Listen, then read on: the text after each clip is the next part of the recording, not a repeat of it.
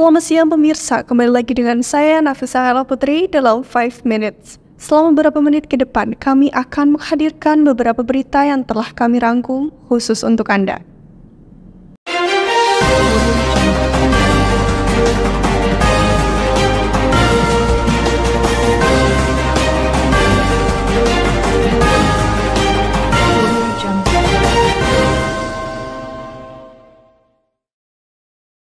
Berita pertama, dalam rangka memperingati ulang tahun Kota Depok yang ke-25, Dinas Pencatatan Sipil Kota Depok menggelar gebiar layanan sehari jadi gratis di alun-alun Kota Depok.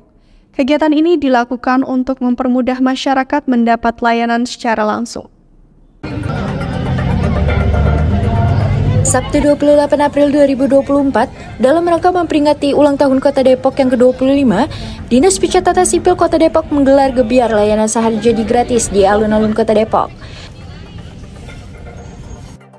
Baik pemirsa, saat ini saya telah berada di acara gebiar layanan sehari jadi gratis yang diselenggarakan pada tanggal 27 April 2024 di alun-alun Kota Depok. Diketahui, gebiar layanan sehari jadi gratis ini merupakan salah satu program dari Disduk Capil dalam rangka memperingati Hari Jadi Kota Depok yang ke-25. Acara ini telah diselenggarakan dari pagi tadi jam 8 pagi hingga jam 2 siang nanti. Kondisi suasana saat ini jam 1 siang terpantau sudah terlihat sepi, tetapi masih terdapat banyak pengunjung yang datang. Dari informasi yang sudah saya dapatkan, hal ini dilakukan Dukcapil untuk melakukan berbagai layanan, yaitu ada layanan khusus, pembuatan khusus akta kelahiran, pembuatan KIA, perekaman IKTP, dan lain sebagainya. Saya Najla melaporkan. Dengan adanya kegiatan ini, warga Depok diharapkan dapat memanfaatkan kesempatan untuk memperbarui dokumen-dokumen kependudukan mereka, sehingga dapat terus berpartisipasi dalam pembangunan kota yang lebih baik. Ya kan orang nggak semuanya familiar dengan online. Kemudian orang juga nggak selamanya punya waktu untuk datang ke layanan kami ya, baik di dinas maupun di 11 kecamatan. Tadi aja ada anak yang saya nggak punya waktu, cuma bisa waktu hari libur gitu. Kemudian dekat rumah ini gitu, jadi dia melakukan perekaman di sini. Jadi banyak faktor, makanya kita melihat bahwa kita sering juga melakukan jemput bola. Perekaman kita biasanya di sekolah-sekolah. Tapi alhamdulillah pada hari ini cukup banyak juga yang mengajukan perekaman. Jadi alternatif lah, kan kita juga harus apa saja yang bisa kita lakukan. Kalau perlu kita ketok rumah pintu warga, nggak ada masalah.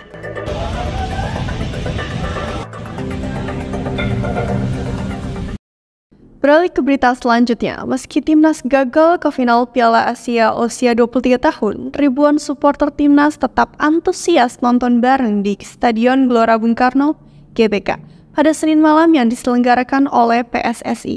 Berikut laporannya untuk Anda.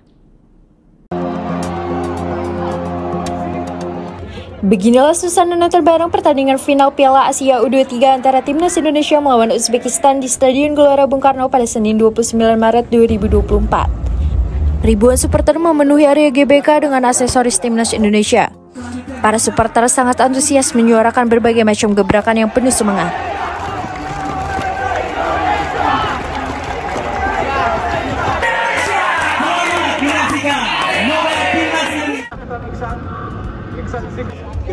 Meskipun Timnas Indonesia tidak berhasil melaju ke final Piala Asia U23, kekalahan ini tidak mengurangi rasa bangga para supporter terhadap capaian Timnas yang telah berhasil mencapai babak semifinal.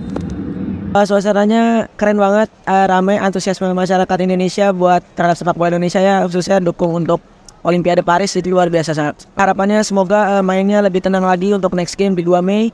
Dan saya harap nanti akan ada berbagai perubahan line up lah itu untuk yang dilakukan Sintayong.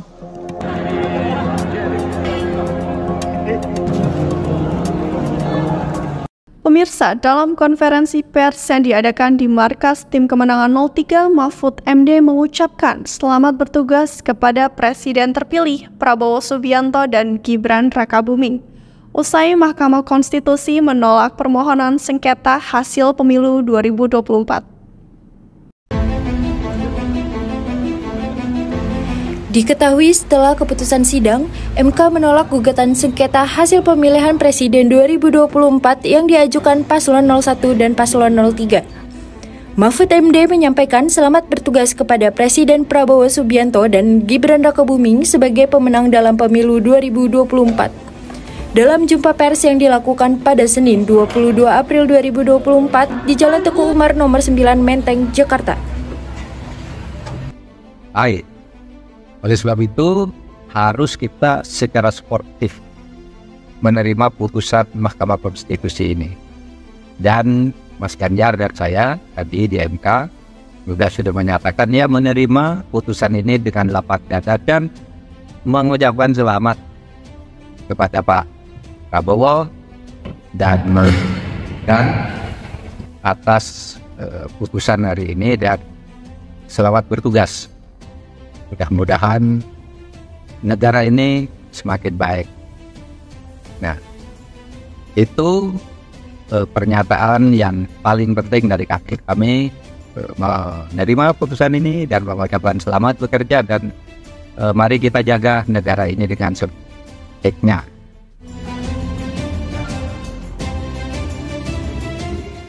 Pemirsa, untuk menemani akhir pekan Anda, kami hadirkan sejumlah rangkuman berita dalam segmen 5 Explore. Selengkapnya untuk Anda.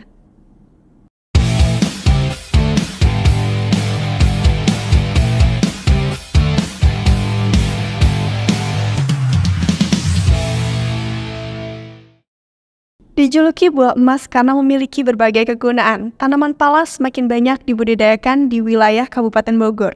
Kali ini kami akan menemani Anda untuk melihat proses pengolahan buah pala hingga menjadi minuman yang menyegarkan. Simak selengkapnya untuk Anda.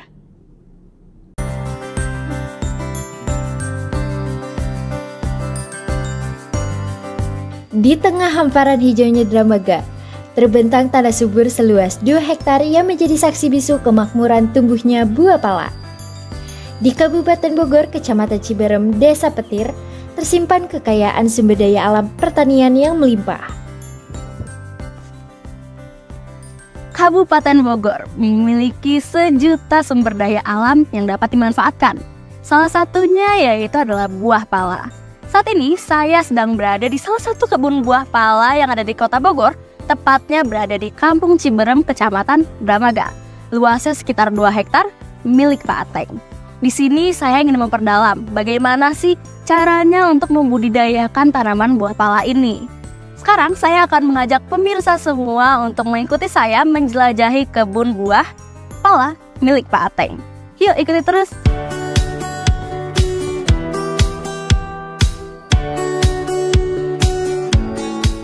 Dari tahun 2012, Bapak Ateng telah menanam sebanyak 300 pohon pala yang tumbuh subur. Hingga kini berkembang menjadi sumber mata pencarian.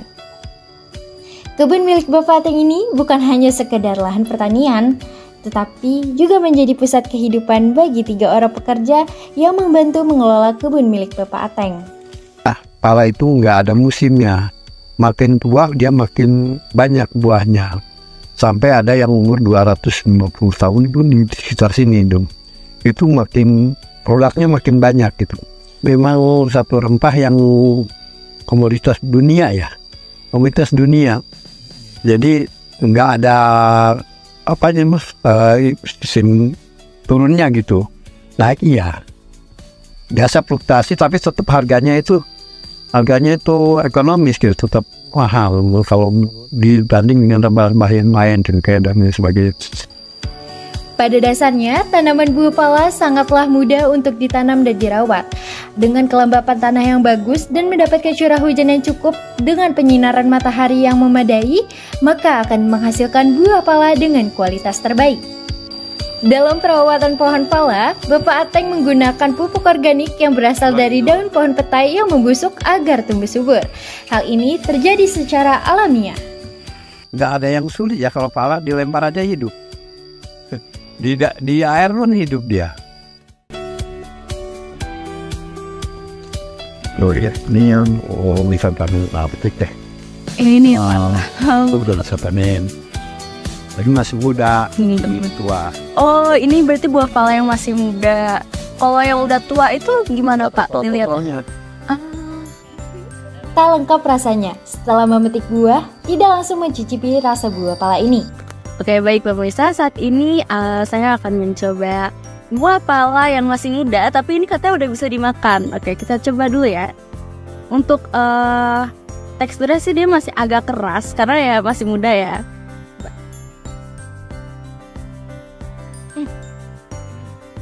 Rasanya asam dan kecut ya. Bukan kecut tapi sepet.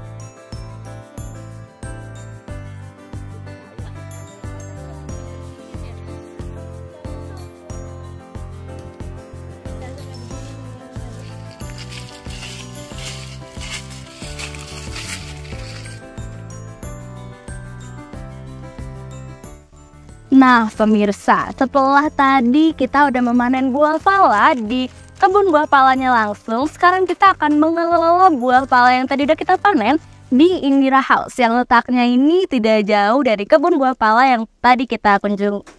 Yuk ikuti terus. Di Indira House inilah tempat buah pala diolah menjadi minuman yang menyegarkan. Minuman dengan rasa dan aroma yang khas ini memiliki nama sari buah pala kita dari Indira House. Bahan yang dibutuhkan dalam pembuatan minum sari buah pala sangat sederhana, seperti gula, air, dan daging buah pala yang segar. Setibanya di tempat pengolahan, buah pala langsung dicuci bersih dan dipisahkan antara daging dan biji buah pala. Setelah daging dan biji pala dipisahkan, selanjutnya daging buah pala direbus dengan air hingga mendidih. Lakukan proses merebus buah pala hingga asam dari buah pala ini berkurang. Hasil rebusan ini kemudian didiamkan hingga dingin dan mengendap. Nyalakan kompor kembali dan tambahkan gula secukupnya sesuai selera, aduk hingga gula mencair. Setelah itu, sari buah pala didinginkan dan siap dikemas.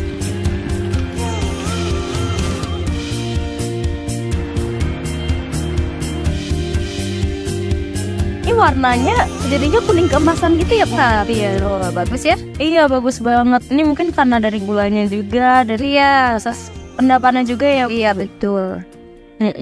Mungkin aku cobain kalau ya boleh rasanya kayak gimana. Gimana?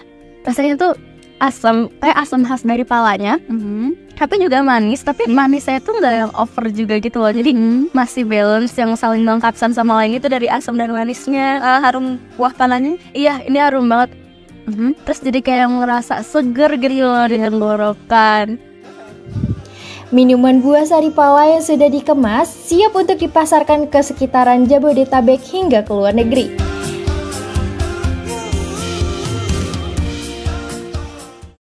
Pemirsa, Bogor masih menjadi pilihan tempat wisata oleh banyak orang, terutama wisatawan Jabodetabek. Memiliki destinasi wisata alam yang melimpah membuat daya tarik tersendiri bagi wisatawan. Salah satu tempat yang kami rekomendasikan untuk berlibur yaitu daerah Gunung Bunder, Bogor.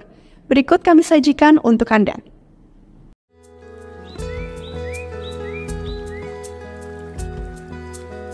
Berlibur ke tempat wisata Gunung Salak, Kabupaten Bogor masih menjadi pilihan banyak orang. Ya, lokasi ini jadi destinasi favorit bagi mereka, terutama pecinta alam. Bagaimana tidak, wilayah yang memiliki suasana asri dan sejuk dengan hamparan yang hijau memberikan pengalaman yang membekas bagi wisatawan. Pemirsa, Bogor, terutama Kabupaten Bogor, menawarkan keindahan alam yang sangat memukau. Salah satunya yang berada di Gunung Salak atau Gunung Bundar. Nah, kalau misalnya kita ke sini, jangan lupa untuk melakukan staycation atau memesan penginapan. Saya berada di salah satu penginapan, yaitu Elva Diva Cottage. Kalau misalnya penasaran, ya ikuti terus. Waktu liburan akan semakin lengkap jika memilih bermalam di area Gunung Bundar atau Gunung Salak ini. Memilih penginapan yang tentunya dekat dengan destinasi wisata alam adalah hal yang harus diutamakan dalam perjalanan berwisata. Seperti penginapan unik yang satu ini, Elva Diva Cottage menawarkan pengalaman menginap di sebuah bangunan yang berbentuk prisma segitiga. Dengan bentuknya yang unik menjadikan nilai tambah tersendiri bagi para wisatawan.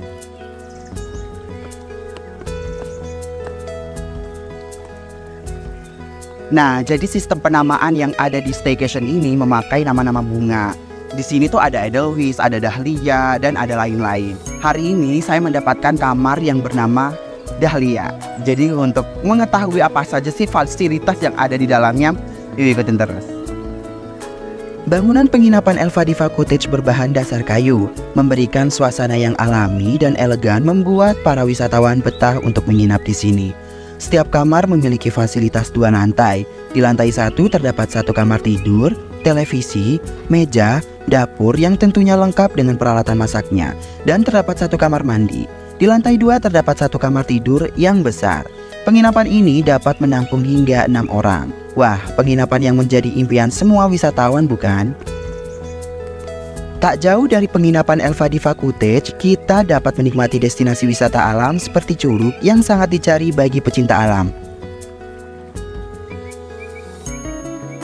Wah, ternyata gak sampai 5 menit kita udah sampai di destinasi wisata alam yang akan kita tuju. Ini yang kita tunggu-tunggu, hanya diakses dengan jalan kaki saja, kita bisa menuju lokasi destinasi wisata seperti Curug. Sebenarnya di daerah Gunung Bunder ini terdapat beberapa destinasi yang bisa kita pilih. Destinasi tersebut terbilang memiliki jarak yang berdekatan. Tempat pertama yang akan kita kunjungi adalah Curug Pangeran. Dengan membayar tiket 10.000 saja, kita bisa menikmati keindahan air terjun tepat di depan mata kita. Akses jalannya pun sangat mudah. Inilah Curug Pangeran yang terletak di Taman Nasional Gunung Halimun Salak, tepatnya di Desa Gunung Sari, Kecamatan Pamijahan, Jawa Barat. Destinasi Curug Pangeran memiliki daya tarik yang terletak pada ketinggiannya sekitar 6-7 meter, sehingga membuat aliran airnya tidak terlalu deras. Dari kejauhan curug tersebut seperti kolam renang, airnya sangat jernih dengan pantulan cahaya kebiruan. Permisi Kak, namanya siapa ya? Mismi. Dari Depok. Saya Gusti dari Depok. Kalau boleh tahu nih, kesini tuh naik kendaraan apa ya tadi? Aku naik mobil. Kalau saya kesini naik motor, cuma 1 rombongan. Terus kenapa sih kakak memilih destinasi Pangeran ini, Curug Pangeran? Kalau buat yang pertama sih jaraknya sih dekat ya dari Depok, ya paling berapa jam doang. Jadi sesuai ekspektasi lah, walaupun itu juga. Kalau kakaknya?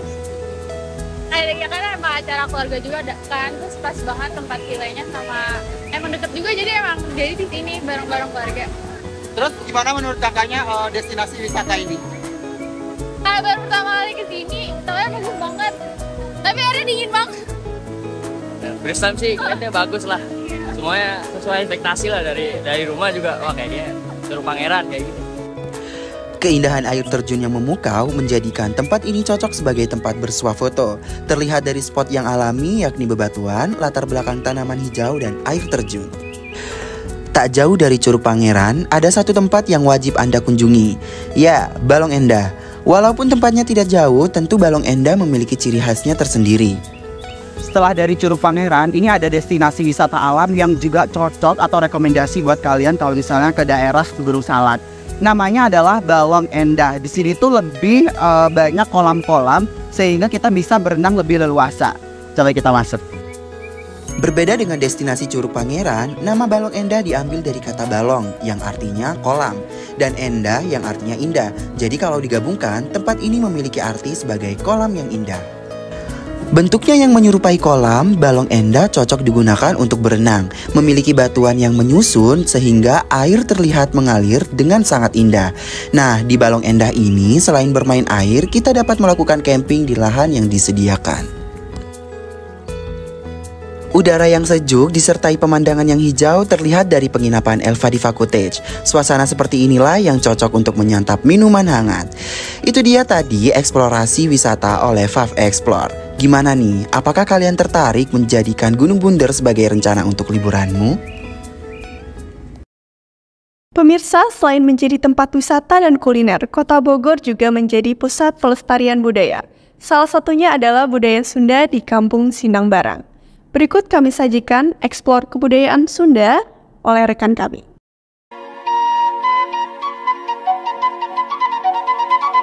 Kebudayaan Sunda merupakan salah satu dari sekian banyak suku yang ada di Indonesia. Namun, pada zaman sekarang sebagai generasi bangsa harus menghadapi tantangan dalam menjaga kelestariannya di tengah arus modernisasi. Di Kota Bogor yang sering disebut sebagai kota hujan, budaya Sunda masih terjaga dengan baik. Kota ini tidak hanya menjadi destinasi yang menarik bagi para pecinta wisata dan kuliner, tetapi juga sebagai pusat pelestarian budaya Sunda. Salah satu tempat yang menjadi simbol kelestarian budaya Sunda adalah Kampung Budaya Sindang Barang. Terletak tidak jauh dari pusat kota Bogor, di Desa Pasir Erih, Kecamatan Taman Sari, kampung ini menyimpan sejarah yang panjang dan kaya akan tradisi. Di Sindang Barang inilah berdiri rumah-rumah tradisional yang dibangun dengan dinding bambu, berdiri kokoh sebagai saksi bisu kearifan lokal yang telah diwariskan turun-temurun. Indonesia memang memiliki banyak keberagaman budaya. Saat ini saya sedang berada di Kampung Budaya Sindang Barang. Dan kali ini kita akan menjajahi salah satu budaya di Indonesia, yaitu budaya Sunda. Penasaran? Yuk ikuti terus 5 Explore. Begitu memasuki Kampung Budaya Sindang Barang, aura tradisional langsung menyapa dengan begitu hangat. Kampung Sindang Barang sendiri telah terkenal dan tercatat dalam Babad Pakuan dan Pajajaran sebagai salah satu daerah penting Kerajaan Sunda dan Pajajaran. Menurut naskah Pantun Bogor dan Babad Pajajaran, Kampung Sindang Barang ini sudah ada sejak zaman abad ke-12. Jadi memang Sindang Barang itu dulunya memang Kerajaan Sindang Barang ya. Nah setelah kerajaan bubar, jadilah kampung adat Sindang Barang. Itu kampung adat sekitar berjalan beberapa tahun, terus bubar lagi kampung adat. Nah, jadilah ini Kampung Budaya Sindang Barang. Di Kampung Budaya Sindang Barang ini, setiap tahunnya tepatnya bulan Muharram dilakukan upacara Siren Tahun, di mana upacara atas syukur terhadap hasil panen yang diperoleh, dengan harapan hasil panen di tahun berikutnya lebih baik lagi. Yaitu acara tahunan namanya Seren Tahun Guru Bumi ya. Seren Tahun Guru Bumi, dan itu dilaksanakan di bulan Muharram ya. Guru Bumi yaitu dengan hasil panen itu mensyukuri hasil panen ya. Di dalam acara Seren Tahun yang dilaksanakan selama 7 hari berturut-turut, dimeriahkan dengan berbagai macam kesenian budaya Sunda. Jadi, di tempat inilah memang budaya Sunda dilestarikan. Sebagai kampung budaya Sunda, bentuk bangunan rumah di sini dibuat sedemikian rupa sehingga tampak seperti masa silam. Tidak hanya itu, di sini juga berdiri beberapa lumbung padi atau disebut sebagai luit yang digunakan untuk menyimpan padi. Lumbung padi sendiri dibuat tidak menyentuh tanah dan tidak memiliki pintu untuk melindungi padi dari serangan hama seperti tikus. Ya, ini kalau bahasa Sundanya luit ya. Jadi kalau di bahasa Indonesia mungkin lumbung atau tempat menyimpan padi. Setelah berbincang-bincang, saya diajak untuk belajar menumbuk padi. Ini kan lumbung padinya ya, tempat naruh padi. Ada tempat numbuknya juga, kita numbuk, belajar numbuk. Oh boleh Pak? Ya. Oke, ayo coba kita ke sana. Ya, kita ke sana.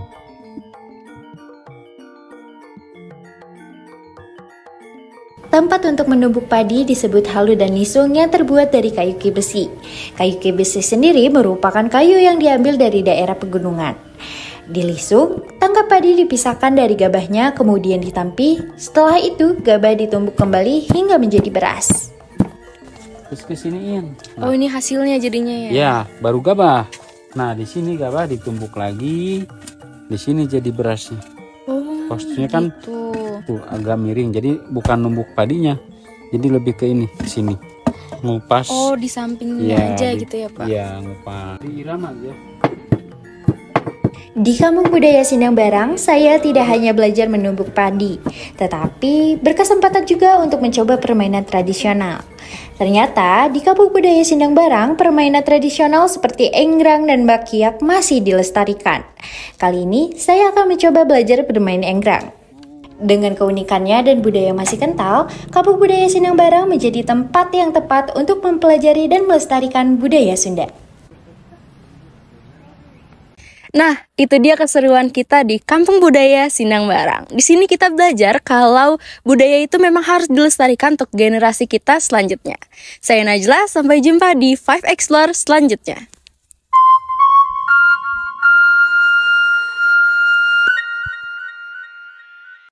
Informasi tadi mengakhiri perjumpaan kita pada siang hari ini. Saya Nafisa Kaila Putri, mewakili seluruh tim yang bertugas, pamit undur diri. Tetap saksikan 5 Minute di jam yang sama hanya di Vokasi TV.